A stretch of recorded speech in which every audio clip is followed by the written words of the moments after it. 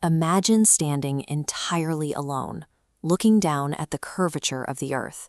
Above you is pure black. Up here, there is almost no air, no sound, and absolutely no safety net. This visualization tracks exactly what a human body faces at the edge of the atmosphere. At 102,800 feet, 19 miles above the surface, the temperature drops to -94 degrees Fahrenheit. The air is so thin that an unprotected human will lose consciousness in less than 12 seconds. It gets worse. If a pressure suit fails in this environment, the loss of atmospheric pressure causes the boiling point of liquids to drop below your own internal body temperature. Your blood literally begins to boil. If anything goes wrong up here, no rescue team can reach you in time. Survival depends entirely on a thin layer of fabric and gravity. By 1959, the Cold War pushed aviation technology to extreme limits. The Air Force was flying jets higher and faster, creating a deadly problem. If a pilot, or eventually an astronaut, suffered a catastrophic failure and had to eject at the very edge of space, could they survive the fall back to Earth? Nobody actually knew the answer. The military launched a classified research initiative called Project Excelsior, needing a volunteer to test equipment in real-world conditions.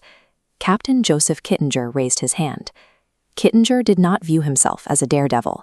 He possessed a rare scientific detachment, offering his own body as a necessary instrument to collect data in a highly lethal environment. This vector graphic maps the biomechanics of his second test flight, Excelsior 2, which nearly killed him.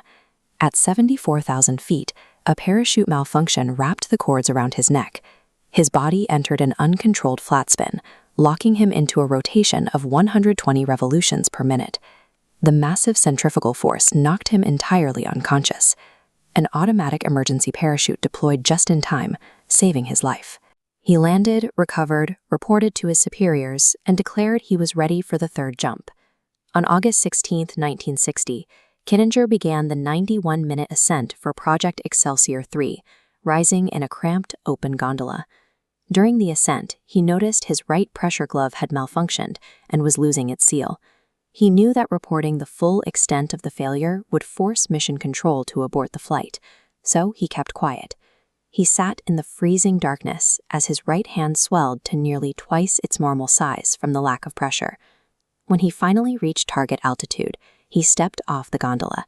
He fell for 4 minutes and 36 seconds, hitting a top speed of 614 miles per hour, approaching the speed of sound with nothing but his own suit, covering 19 vertical miles before his main parachute deployed.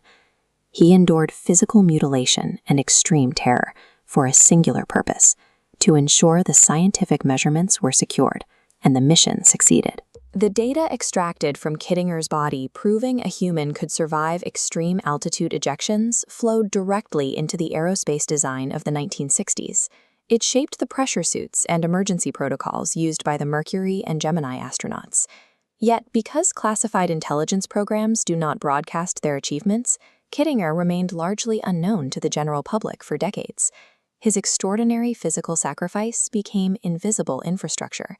He was the quiet, necessary foundation upon which the world built its household name heroes. 52 years later, Felix Baumgartner finally broke Kittinger's freefall record. Baumgartner's jump was a heavily sponsored, highly publicized event, watched live by millions of people across the globe. Kittinger was actually on the radio that day, serving as Baumgartner's advisor. But when Kittinger made his own leap in 1960, he did it in near total secrecy.